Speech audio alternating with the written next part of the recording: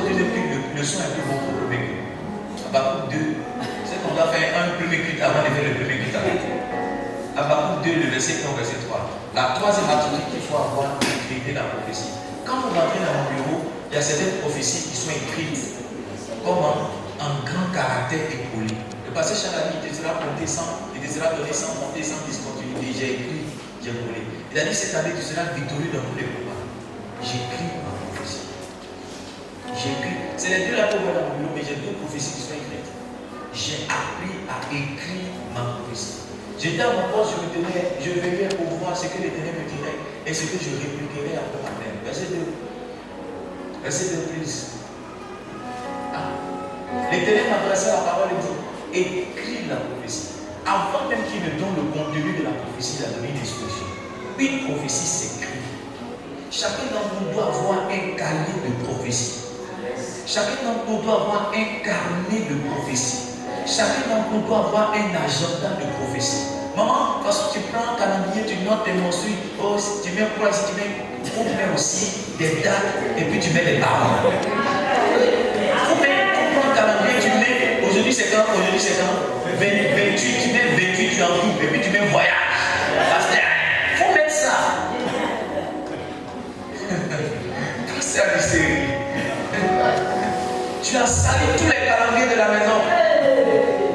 Prends un calendrier de prophétie maintenant. Il y a un calendrier de mensuel maintenant. Prends un calendrier de prophétie. Prends un calendrier de prophétie.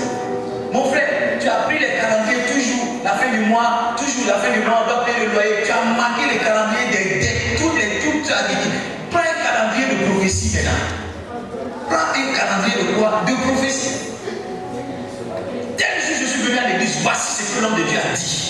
Tel jour je suis venu à l'église, il a lancé une prophétie à l'assemblée, mais je sentis qu'il parlait de moi. Je note, j'écris cette prophétie. Beaucoup d'entre vous n'êtes pas encouragés parce que les prophéties même que Dieu réalise, vous n'êtes pas conscient que ce que vous vivez aujourd'hui, Dieu l'a dit il y a 10 ans avant. La foi vient de l'expérience qu'on fait de ce que Dieu dit et il accomplit. Donc quand tu as noté une fois, le jour quand ça arrive, tu te dis, ah, une autre fois, le jour Dieu dit, c'est qu'il fera. Mais beaucoup d'entre vous, quand vous recevez les prophéties, vous êtes découragés. Pourquoi? Parce que vous ne vous rappelez pas la dernière fois que Dieu a dit quelque chose qu'il a fait. Vous cherchez dans votre esprit. Il y a tellement de problèmes aujourd'hui que si tu veux compter sur ton seul cerveau pour enregistrer tout ça ne marchera pas. Écris la prophétie.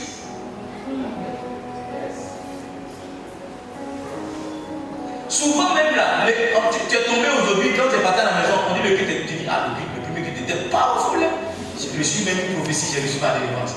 2 dimanches, 3 dimanches, 1 mois après, ce qui s'est passé là, tu as oublié. Tu te rappelles que tu es tombé, mais tu te rappelles même plus ce que tu as apporté. Ce qu'on a dit, tu te rappelles plus. Tu cherches maintenant un culte sur YouTube, tu dis, le jour où je tombais là, mais qu'est-ce que papa a dit? Qu'est-ce que papa a dit? Qu'est-ce que papa a dit? S'il te plaît, fais comme moi, écris la prophétie. Écris la prophétie. On écrit la prophétie pour 2 raisons. Pour la conserver et pour la partager. Pour la conserver toi-même et pour la partager. Tu sais, si Jérémie n'avait pas écrit ses prophéties, Daniel n'aurait jamais pu lire un jour la prophétie. Vous êtes d'accord avec moi? Si Jérémie n'avait pas écrit les prophéties que Dieu a données, Daniel n'avait pas un jour dit non, moi Daniel je vis par les livres qui disent non. Écris la prophétie, pour garder la prophétie. Et je pense que quand tu écris la prophétie, mais tu honores la prophétie, tu honores la parole de Dieu. Et tu mets Dieu dans un mouvement qui est tel qu'il doit agir en ta faveur. Parce que tu as tellement considéré ce qu'il t'a dit que tu l'as écrit. Dieu est un écrivain, il dit écris la prophétie, grave-la sur la table de ton cœur, afin qu'on la lise couramment. C'est une autre attitude encore, je reviendrai sur ça. Mais avant qu'on la lise, il faut apprendre à écrire ta prophétie. Quoi ton cahier de prophétie? Il y a des gens, si leur problème c'est qu'ils ont un cahier de prophétie, mais ils veulent que ce cahier-là soit rempli comme le cahier de leçons de Seigneur. Donc chaque dimanche, il va avoir une prophétie. Donc il a écrit une prophétie en mars 2024. Mais depuis mars 2024, il n'a pas eu de prophétie. Donc il a l'impression que ce n'est pas utile. Parce que lui, il veut que le cahier de 200 pages qu'il a fait son cahier de prophétie, ça soit là. Dieu n'est pas un bavard. Dieu ne se lève pas comme ça pour dire tout et n'importe quoi. Quand Dieu dit là, il dit quelque chose de précis et là. Si ton cahier de 200 pages, c'est un cahier de prophétie et que c'est une seule prophétie qui est dedans, commence par ça. Si une autre prophétie vient 7 mois après, écrit la prophétie 7 mois après, mais ne cherche pas une prophétie tous les jours, tu vas t'embrouiller avec. C'est pourquoi certaines personnes ont commencé avec un cahier, mais n'ont pas eu la discipline pour continuer. Vous prenez les habitudes des blancs, vous dites non, j'ai mon bloc-notes secret, c'est pas ça. Comment vous appelez ça? Journal intime. Les colériques, les boumets que tu prends, tu notes tout dans le journal intime. Maintenant, les choses qui vont changer ta vie, les choses prophétiques, là, tu n'as pas son journal. Vous riez. Oh, mais ça me fait rire. Les choses des petites branches, là, tu vas faire ça aussi. Tu appelles que tu as tous les boumets qui t'arrivent, tu écris ça quelque part. Maintenant, la parole même qui va changer ta vie, la parole de Dieu, tu n'as pas un calcul où tu notes. Dès que tu sors mon journal intime, tu sors de l'église de la majesté, la sœur de la majesté, alors qu'il y a une parole qui sort. La valeur qu'on ne donne pas à la prophétie, à la parole prophétique, c'est ce qui fait que quelquefois on ne voit pas la prophétie se réaliser. Quelle est la dernière prophétie que tu as reçue? Où est-ce que tu l'as parlé? Où est-ce que tu l'as parlé? Un homme de Dieu est venu dans cette ville de Gabon, il nous a fait une formation à payer. Quand le gars faisait la formation, il y a quelqu'un qui m'a fait une offrande qui correspond à des prémices. Car il y a quelque chose qui transmet. J'aime pas voir un homme de Dieu qui rentre dans la vie sans que je le laisse passer. J'allais prendre les prémices, j'avais caché qu'il ne pouvait pas s'aller sur lui. J'ai dit, comme de Dieu, moi je fais mon offrande. Le pasteur a dit, non, on va mettre notre argent ensemble avec l'offrande. Il dit, c'est une bonne idée. Je suis passé par derrière pour aller. Les prières en global, là, moi je ne suis pas là. Au stade, on a arrêté là. Amen. Il y a des prières en global, mais il y a des prières aussi personnelles. Je suis passé par derrière. Homme de Dieu, j'ai ma prémisse. Ici, là, je ne vais pas la vie de prière arrive au moment. Il a dit à quelqu'un, il m'a dit, j'ai senti un moment dans mon dos. Il m'a soulevé pendant qu'il était à genoux. Et puis il dit, Dieu te lève dans ta génération. Wow. J'avais écrit ça ici. Je connais la date, je connais l'heure, ce que j'avais fait. Vous n'accordez pas d'importance à ces expériences prophétiques comme ça. Pour certaines personnes, c'est une prière comme une autre. C'est une prière de plus. C'est une expérience spirituelle de plus. Non, c'est quelque chose là. C'est marqué dans le ciel comme un rendez-vous divin que Dieu t'a donné, que tu as honoré. Il a envoyé son serviteur pour provoquer quelque chose dans ta vie.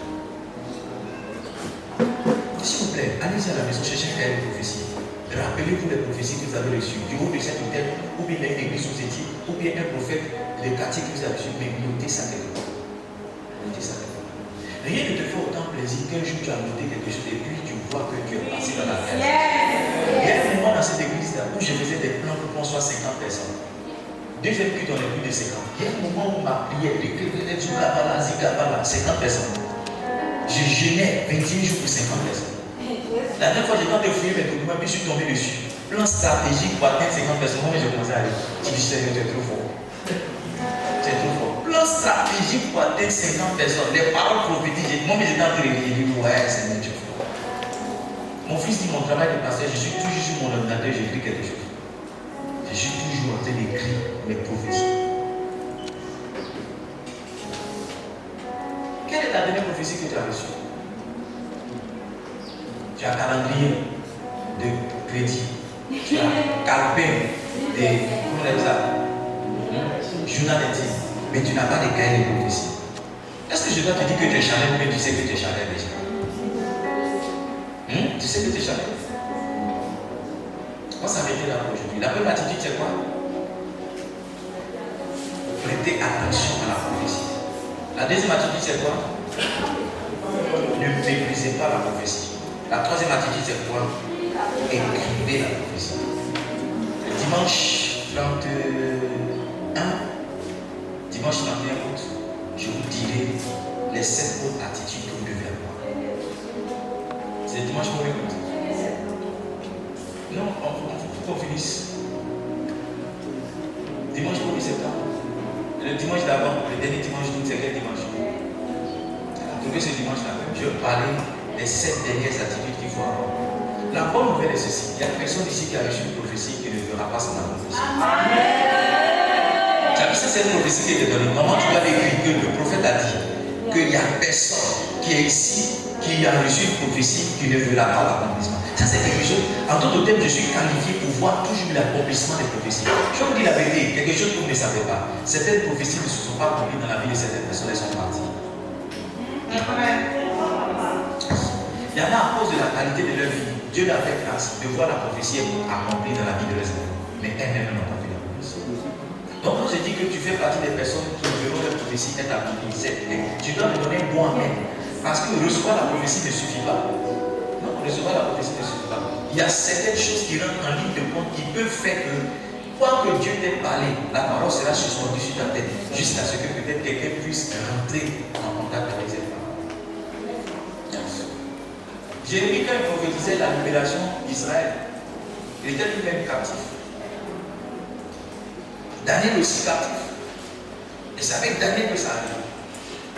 C'est avec Daniel que ça arrive. Tu prophétises sur ta vie. Toutes les paroles que Dieu a déclarées sur ta vie, tu les verras s'accomplir au nom de Jésus. Je suis en train de donner la parole prophétique d'Ésaïe chapitre 55, verset 10 au verset 11. Quelqu'un prophétise à ce soir. Ésaïe 55, verset 10 au verset 11. On a vu Ésaïe 55, verset 10 au verset 11. Quand on a vu dans l'esprit, comme la pluie et la neige descendent du ciel, Élie ne tourne pas sans avoir annoncé, féconder la terre et fait germer les plantes, sans avoir donné du pain au Seigneur, sans avoir donné de la sémence au Seigneur et du pain à celui qui mange. Ainsi il en est de ma parole qui sort de ma bouche. Il y avait quoi cette partie-là? Elle ne retourne point à moi sans effet, sans avoir exécuté ma volonté et accompli tous mes desseins. Je prie pour toi au nom de Jésus, que tous les desseins de Dieu pour toi, que tu sais que tu ne sais pas, que la volonté de Dieu pour toi, que tu sais que tu ne sais pas, que cette volonté-là soit exécutée au nom de Jésus. Que tous les desseins de Dieu qui sont venus sous forme de prophétie, sous forme de vision, peu importe la forme qu'elles ont prise, que ces desseins-là se manifestent au nom puissant de Jésus. Que Dieu réalise à ton endroit toutes les paroles qu'il a prononcées pour ta destinée. Que Dieu réalise à ton endroit toutes les paroles qu'il a libérées dans ta destinée. Depuis ton enfance jusqu'à maintenant, ce que tu n'as pas vu être réalisé, je t'introduis maintenant par la prophétie dans leur réalisation. Ce que tu n'as pas vu s'accomplir par la prophétie, je t'introduis dans leur réalisation au nom de Jésus. Ce frère-là a dit, pasteur, la prophétie s'est accomplie 6 mois après. Cette année 2024 ne passera pas. Que ta prophétie aussi trouvera accomplissement. J'ai dit cette année 2024 ne passera pas. Que ta prophétie aussi trouvera accomplissement. Ta prophétie aussi trouvera accomplissement. Dieu exécute pour toi ce qu'il t'a dit. Dieu accomplit pour toi ce qu'il a libéré. Dieu exécute pour toi ce qu'il a dit. Dieu accomplit pour toi ce qu'il a libéré. Si je parle de toi, laisse ton amen sonner comme un tonnerre.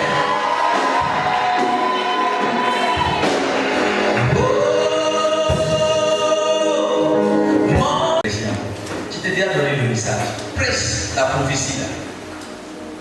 J'ai réagi comme toi, j'ai dit, mais et ceux qui sont partis? Ça s'arrête de vous. En Dieu, on fait un rattrapage avec le Seigneur. Vous voulez qu'on fasse un rappel ou bien c'est clair pour ce qu'on a dit ce matin? C'est clair. Ok, 10 attitudes à avoir. Parce que souvent quand on fait rappel là, ça va dans notre descendant. Première attitude. Je vous conduis tout à l'heure, 2 Pierre chapitre 1, lisons le verset 19 au verset 21. 2 Pierre chapitre 1, on va lire le verset 19 au verset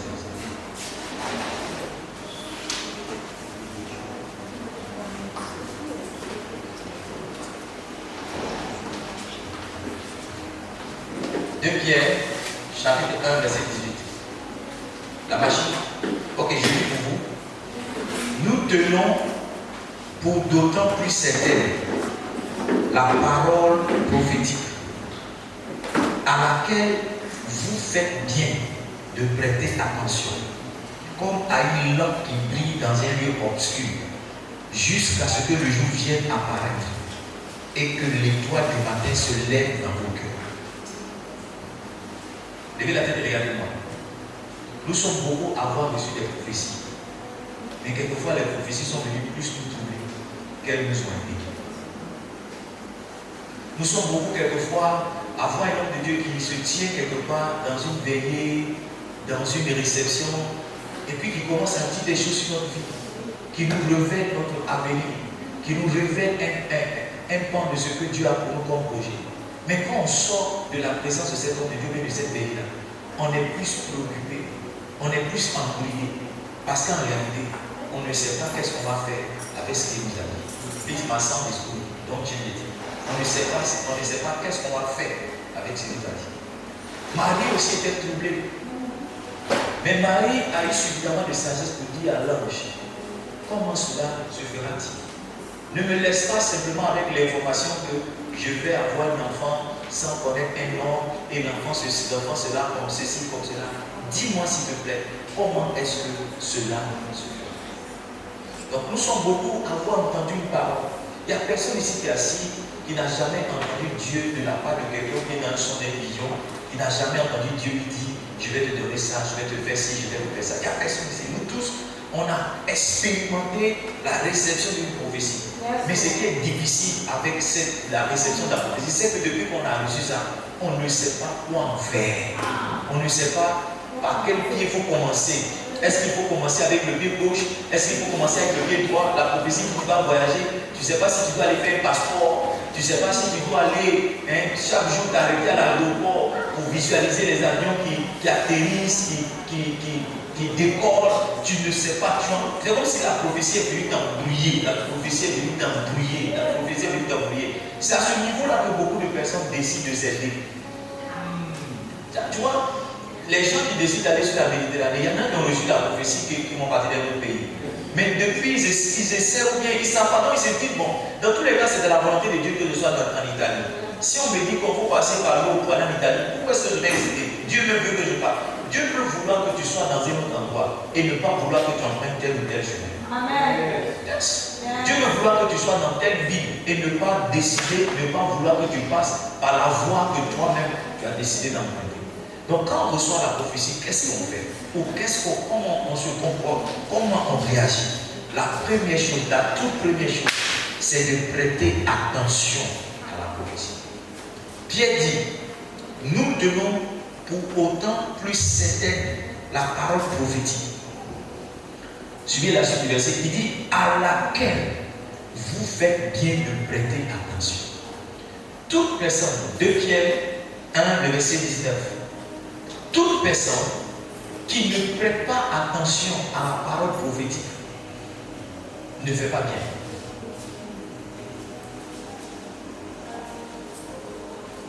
Il dit, vous faites bien de prêter attention à la parole prophétique. Prêter attention, c'est quoi?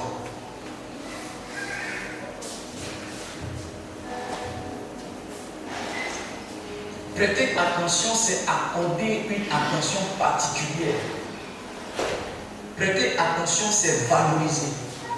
Prêter attention, c'est se concentrer. Il y a beaucoup de personnes à qui on a donné une parole qui ont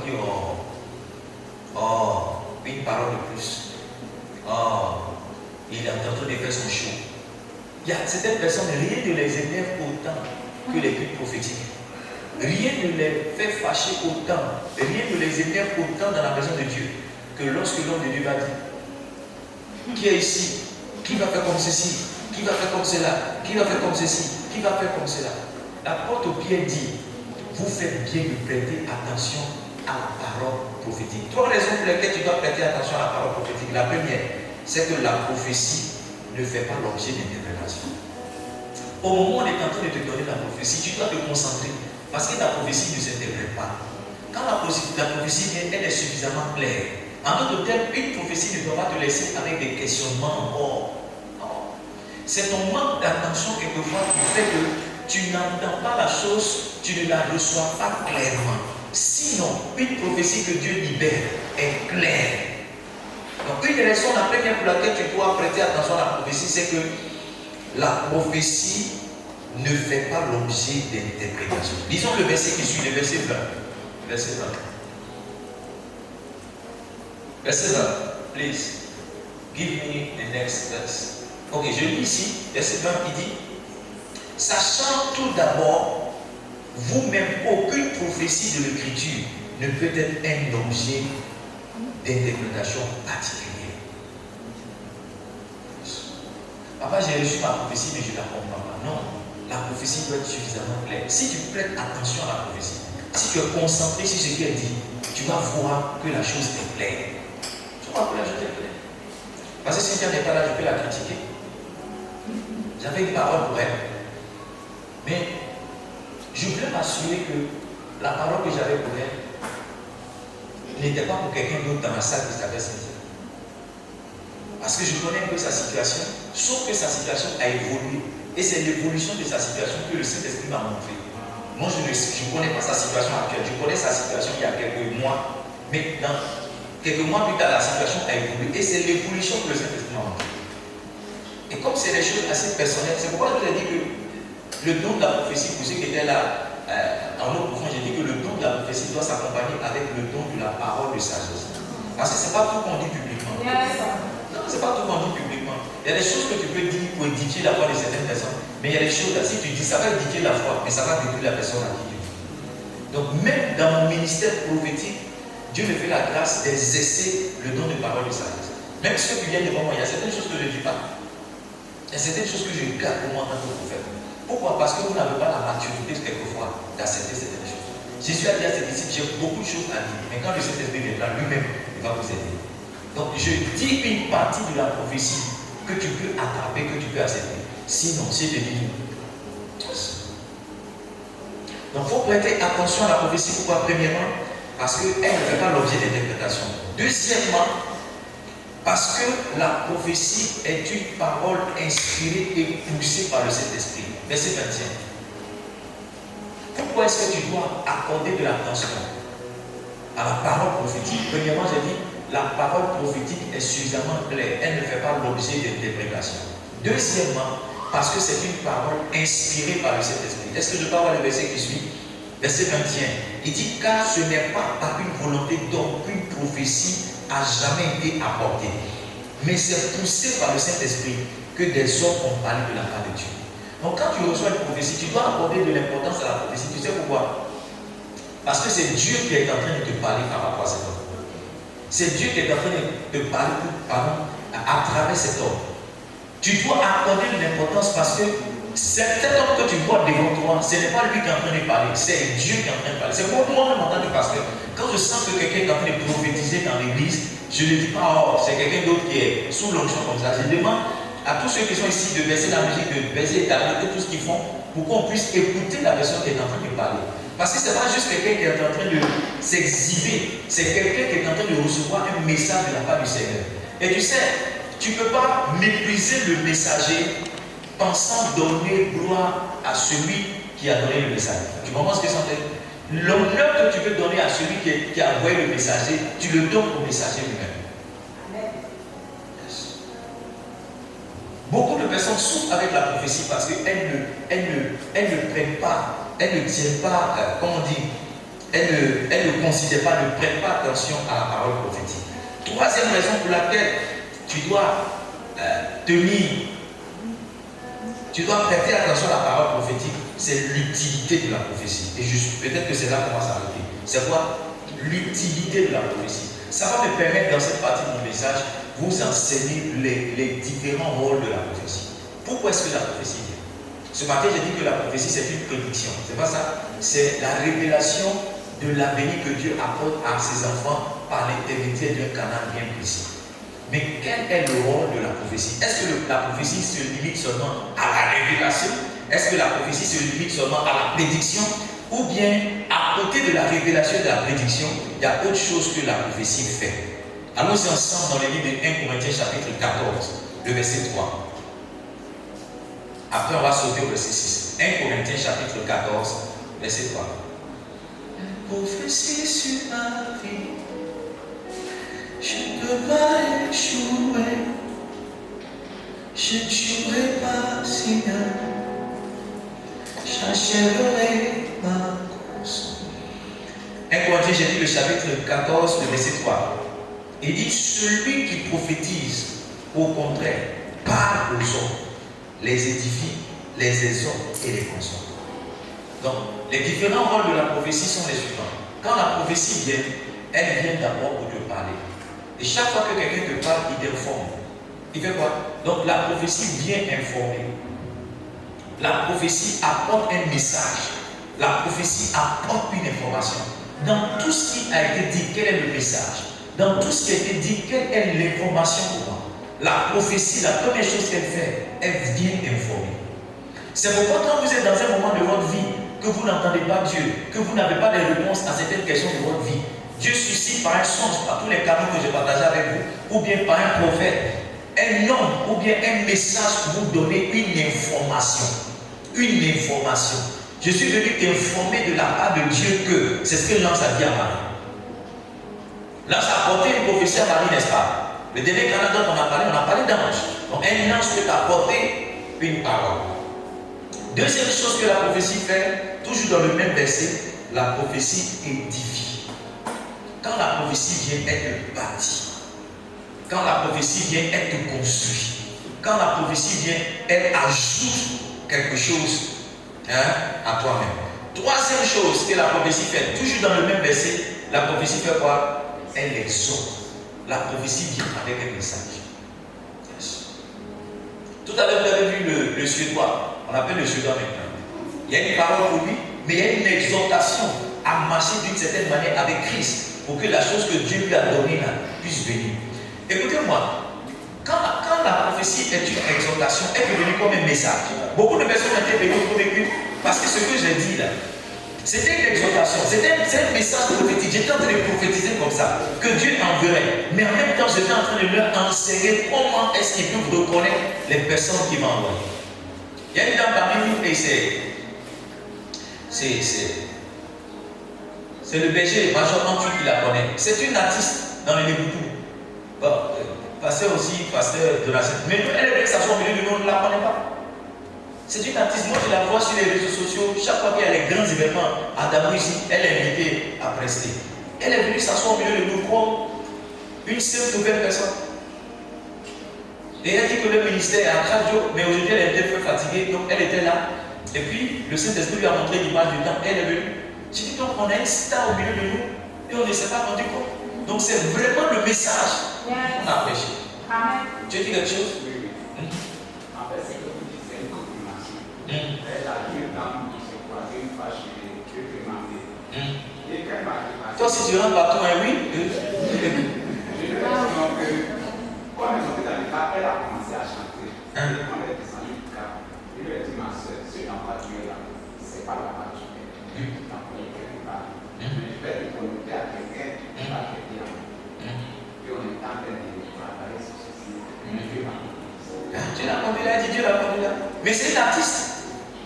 Elle est venue au milieu de nous comme ça. Et puis on ne sait pas. On dit, tu es la nouvelle personne qu'on a prise, à lui donner 2 pains pour manger avec un bissap. Alors qu'on a un ange au milieu de nous. C'est pas ce qu'on va les gens dire. Je suis sûr que le traitement aurait été différent si on avait une information avant. Est-ce que vous suivez ce que je suis en train de dire?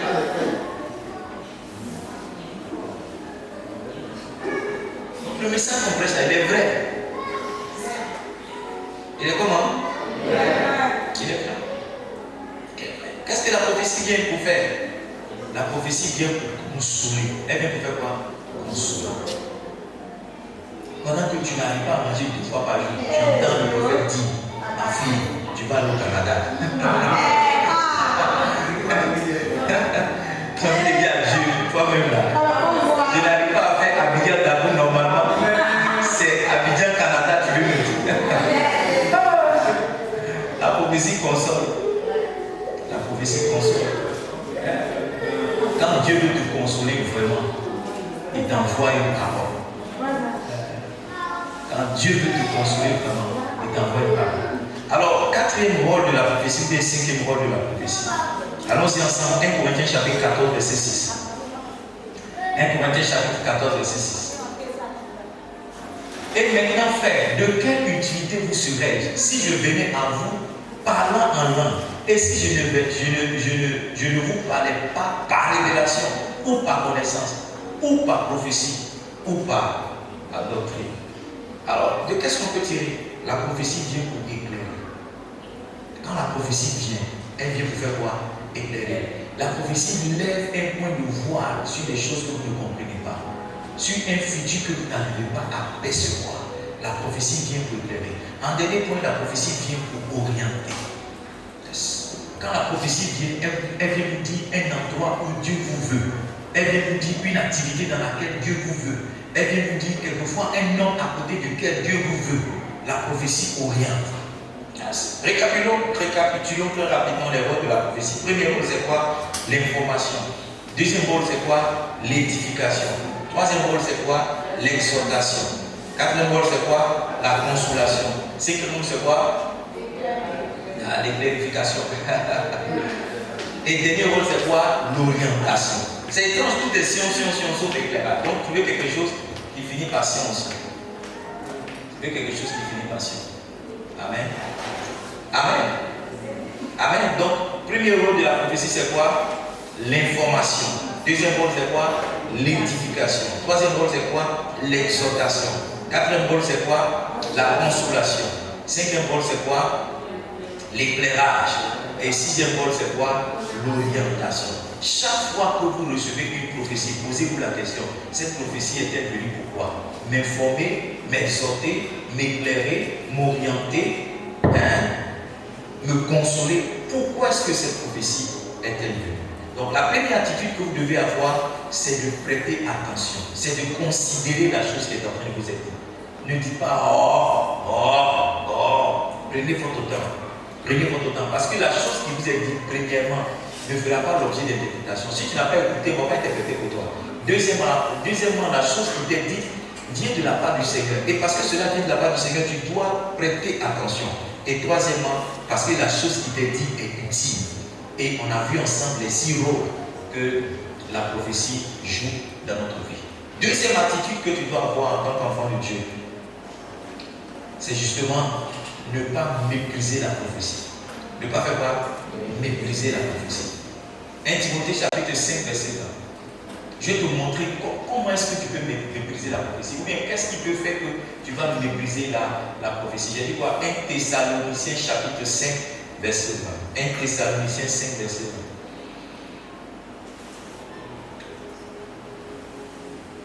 1. Ne méprisez pas les prophéties.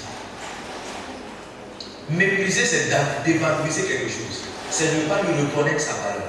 C'est ne pas lui reconnaître son importance. Donc, quand on méprise la prophétie, ça veut dire qu'on dévalorise ce qui est en train d'être dit. Et regardez-moi, levez la tête, regardez-moi. Quand est-ce que vous pouvez mépriser la prophétie? Vous pouvez mépriser la prophétie quand quelquefois vous n'accordez pas de la valeur au canal que Dieu utilise pour parler.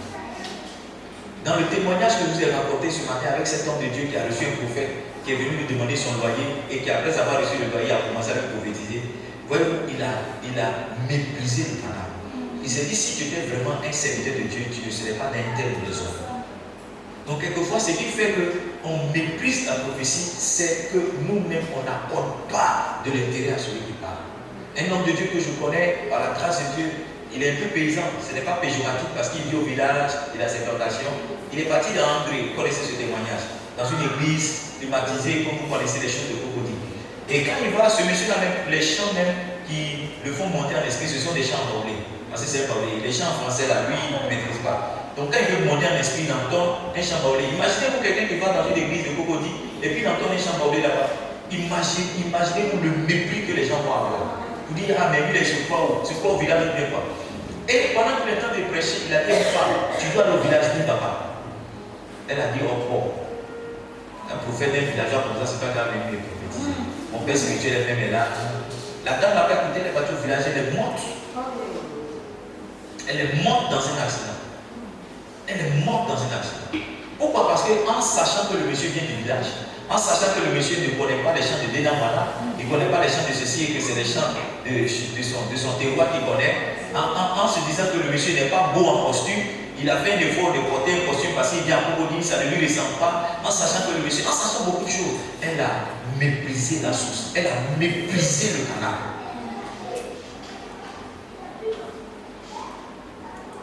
Quelquefois, vous méprisez le canal quand vous donnez l'impression que Dieu vous parle directement. Moi, je n'ai pas besoin que quelqu'un d'autre me parle. Dieu vous parle direct. C'est une erreur. Si vous n'avez pas l'humilité de reconnaître que Dieu peut utiliser une pierre pour vous parler, Balaam était là, Dieu a utilisé son âme pour lui parler.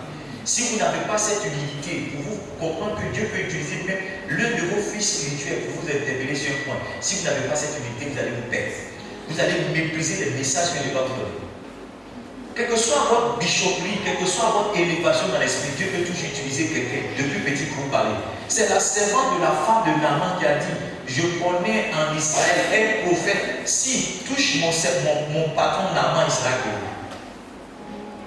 Donc tu te dis que ta relation avec Dieu est tellement élevée que lorsque quelqu'un vient, ah papa vraiment, j'ai fait un songe qui te concerne, ou bien j'ai fait ceci, tu dis, oh laisse ton songe, laisse ton truc. Le minimum, c'est de tenir, comme on a dit tout à l'heure, c'est de donner de la considération. J'ai dit quoi tout à l'heure? Prêtez attention à ce que la personne dit. Il y a beaucoup de mépris. Il y a des gens, c'est quand le pasteur prophétise qu'ils considèrent. Quand une autre personne prophétise, ils ne considèrent pas. Il y en a d'autres aussi, c'est tout le contraire. Quand c'est quelqu'un d'autre qui prophétise, ils sont OK. Mais quand c'est le pasteur qui prophétise, c'est dire, oh, certainement, il va encore dire la même chose, il va encore dire la même chose. Il va encore dire la même chose. Vous êtes d'accord, vous êtes parti.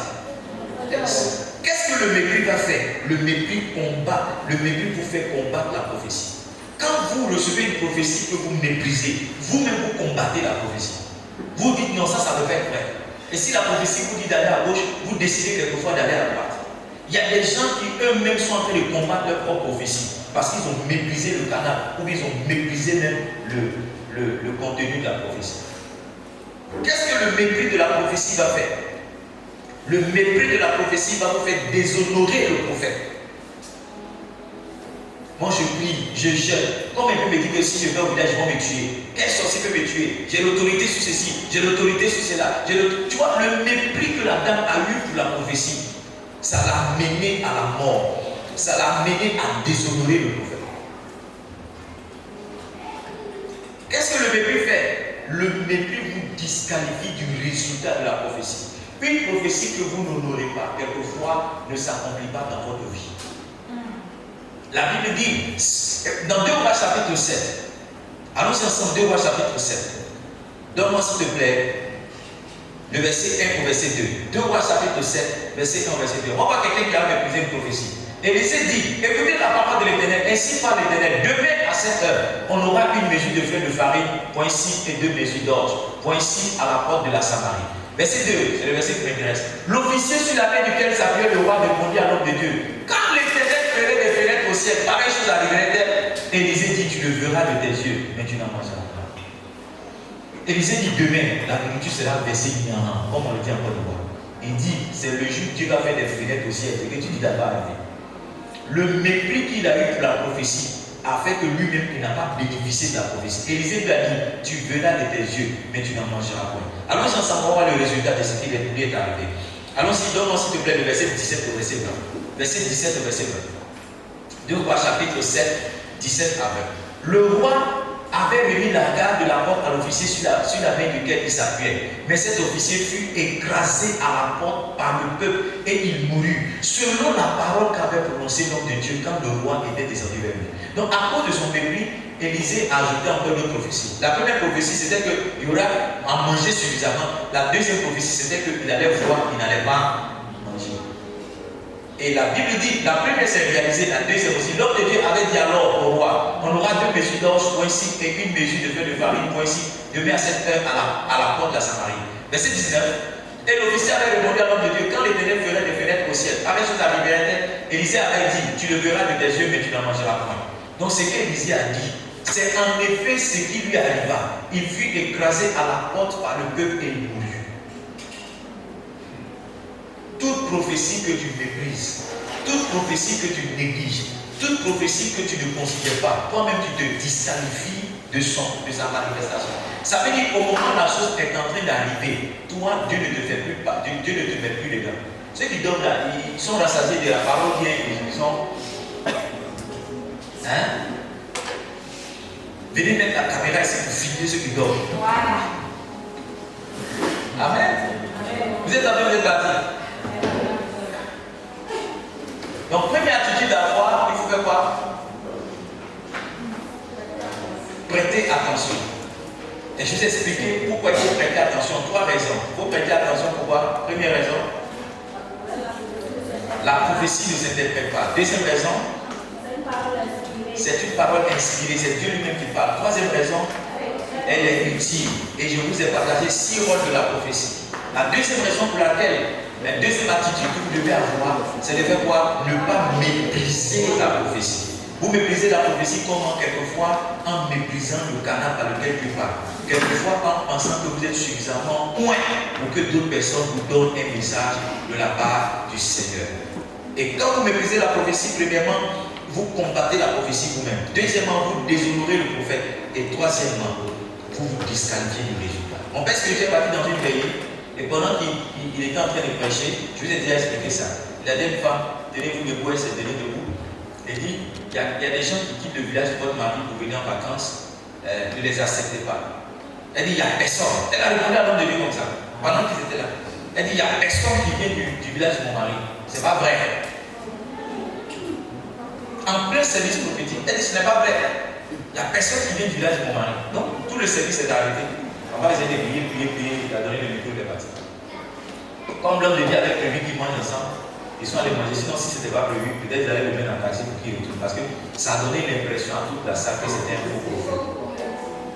Sauf que pendant qu'ils étaient en train de manger, la dame maintenant appelle son pasteur. Allô papa, l'homme de Dieu que tu as invité là, est-ce qu'il est là? Il se lève, va quelque part là-bas. Il dit oui, il est là.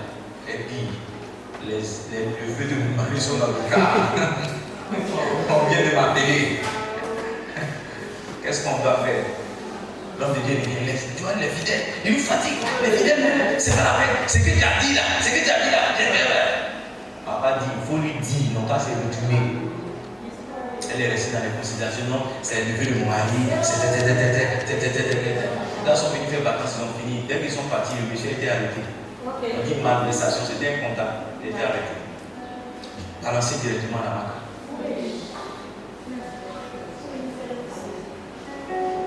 Et la dame qui partait au marché en 4x4, c'est retrouvée à aller au marché maintenant en 4-6 jours. Elle ne méprisait pas la prophétie. Si vous ne voyez pas comment la prophétie va se réaliser là, ne la méprisez pas. Parce que quelquefois, ce qui aussi fait qu'on méprise la prophétie, c'est la complexité ou bien l'improbabilité de la chose. C'est-à-dire quand tu viens dire, moi aller au Canada, alors comment je vais faire pour arriver là? Le fait que tu ne vois pas comment ça va arriver, tu te dis, oh ça c'est pas vrai. C'est ce que le monsieur a dit. Il dit quoi? Les mecs disent quoi? La nourriture là. Ils avaient atteint un stade où les femmes mangeaient leurs enfants. Ils avaient atteint un stade de famille qui était un stade terrible. Et puis le prophète dit, le délai qui a planté pour qu'on va moissonner. Ou bien c'est quel camion de l'ONU qui a venu nous donner la nourriture. Et puis quand tu te lèves comme ça l'a tellement choqué qu'il dit non. C'est le jour du pavé fenêtre au ciel là que ça va arriver. Il a ajouté lui-même une prophétie sur sa vie. Notre problème, c'est le mépris. Quelquefois, la prophétie que le super homme a donné, ce n'est qu'une confirmation. Oui. Et quelquefois, c'est le jour où tu es tombé dans l'église climatisée, c'est le jour où tu as considéré. Alors qu'il y a un prophète qui porte ta paix, il mange manioc, il braisé là. C'est lui qui t'a donné cette prophétie là. Et ce prophète là, il voit clair que. Attends. Est-ce que vous êtes là? Le prophète là. Prophète, si tu ne le vois pas là, il voit. Pendant qu'il est en train de manger, tu vois même le gars transpire, c'est pas lavé, il pue, il est bizarre. Mais quand il dit, quand il parle,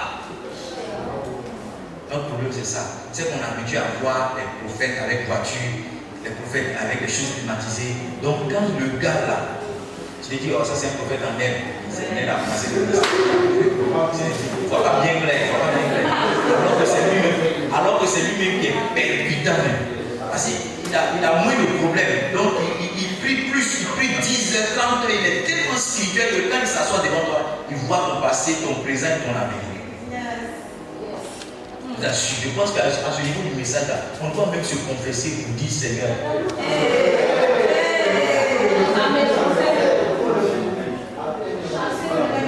Il y a des gens qui sont assis à l'église ici. S'il m'avait mis 5 ans avant que je vais donner cette prophétie.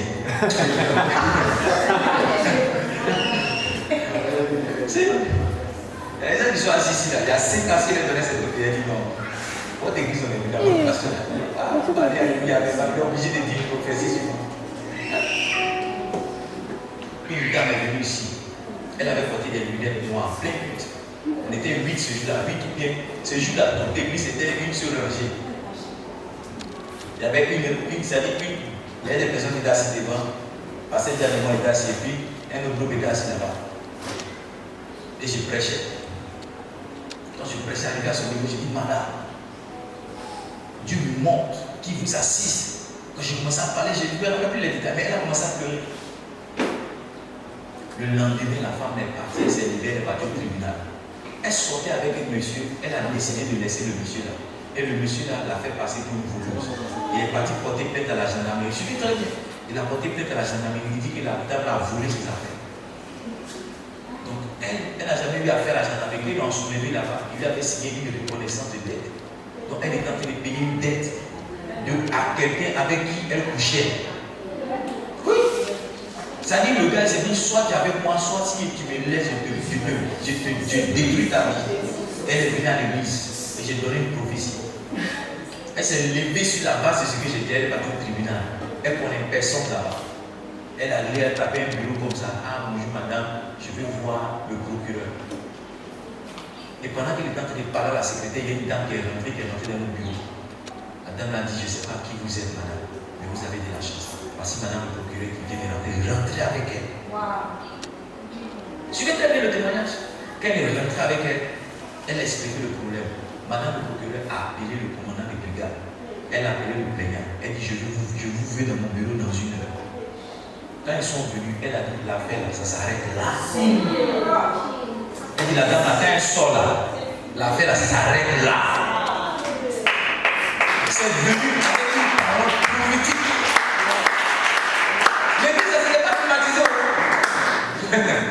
On était dans la poussière, c'était laçonné, c'était laçon. Tu connais laçon, non? On met ciment et puis on fait briller comme ça, c'était laçonné.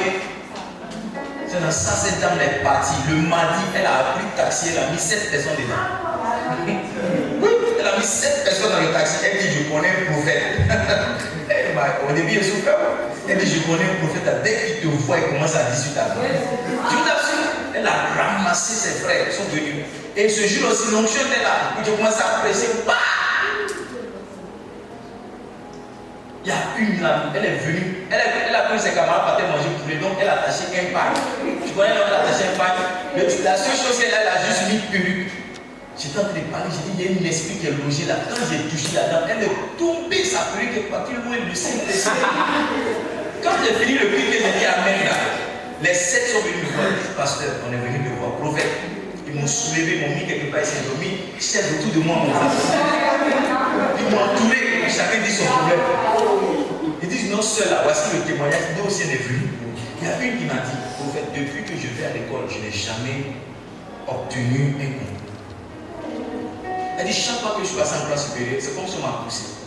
J'ai fait boule, j'ai fini, maintenant je cherche stage. Elle dit, tous mes amis ont un stage pour moi. J'ai dit, il est pour toi. Quand j'ai fini de prier pour elle, quand elle s'est levée, elle est partie, elle n'est plus venue. Parce que son témoignage, elle est partie à Médian, elle a trouvé stage. Je vous assure. Les dames, c'est comme ça que l'église a commencé à grandir. Les dames, les 7 qui sont venues là. Il y a une qui était dedans aussi, ses camarades étaient coiffeuses. Elles étaient coiffeuses au marché. Elles sont venues 8. J'ai prophétisé. Elles sont parties dans leur patron qu'on est un prophète là. Quand tu viens là, il dit tout sur toi. Et les patrons, c'est ce jour-là, les patrons déjà en France, elle est venue, elle s'est assise. Les filles là se sont assises à gauche, les patrons s'est assis à droite. Et c'est ce jour-là, j'ai dit, il y a quelqu'un ici qui va voyager. Il y avait un gars qui avait fait l'Ukraine, il était là. Et puis, quand j'ai fini de prophétiser sur lui, Dieu m'a dit, non, il y a d'autres personnes ici qui doivent voyager qui ne croient pas. Non, pardon, c'était elle d'abord. J'ai dit, il y a quelqu'un ici qui doit voyager. Non, je ne sais pas, il a dit, maintenant viens. J'ai appelé l'autre aussi, j'ai appelé Sarah. Et puis j'ai dit, entre vous deux, quelqu'un doit voyager. Les deux ont levé la main. J'ai dit, c'est qui? Les deux ont levé la main. Le Saint-Esprit dit, c'est pas bien dit. Dis, entre vous deux, qui est sur le point de voyager? Donc j'ai dit, entre vous deux, qui est sur le point de voyager? La dame, la patronne qui est venue servir là, elle m'a dit à Doré, pasteur, de mon pied d'avion comme ça. Mon pied, j'ai failli tomber sur la chaise. Je vous assure, j'ai dit, Saint-Esprit, au niveau où on est arrivé là, tu as failli me détruire à ta bouche. C'est-à-dire, tu es en train de m'exposer pour que les gens viennent. Elle dit, pasteur, j'ai mon billet d'avion dans mon sac. Comment moi je peux savoir que quelqu'un assis au milieu de nous et il a un billet d'avion dans son sac? Elle est partie en France, Sarah est partie au Maroc, l'Ukrainien aussi, il est retourné en Ukraine. Mais on était une église nationale. L'Ukrainien il n'a pas cru quand je prophétisais, j'ai dit à quelqu'un, quand Dieu a fini ce spectacle, il m'a dit, mais il y a quelqu'un ici, je vais le faire voyager, mais il ne croit pas. Donc quand j'ai dit ça, j'ai lancé la peine, il n'est pas venu. C'est le lendemain, il est venu. Il m'a expliqué le problème. J'ai dit, lève la main, m'appeler. Quel est le pays du pasteur? Tu n'as pas bien compris. Moi, je vais t'expliquer un problème de 2 heures. Tu fais une prière de 30 secondes. Tu n'as pas bien compris mon problème. Il dit, pasteur, tu n'as pas bien compris mon problème. Je vous assure, dans ce lasso-là, Dieu a donné des paroles, des paroles, des paroles. Il y a des gens. Maintenant, la dame qui est venue, la coiffeuse là, elle était voisine de Dorothea.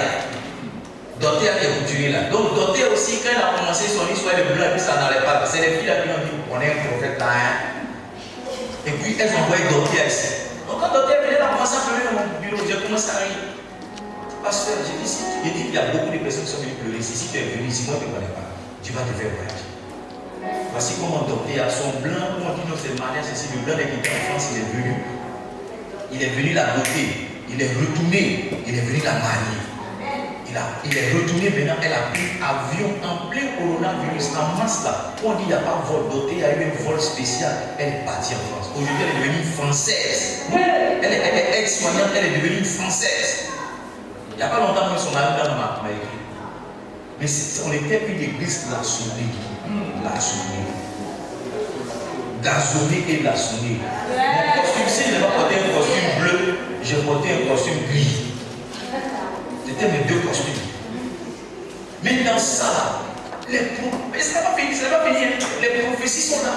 Donc ceux qui disaient, oh, mais ça c'est quelle église là? Lui il voit et puis il ne peut pas avoir ceci.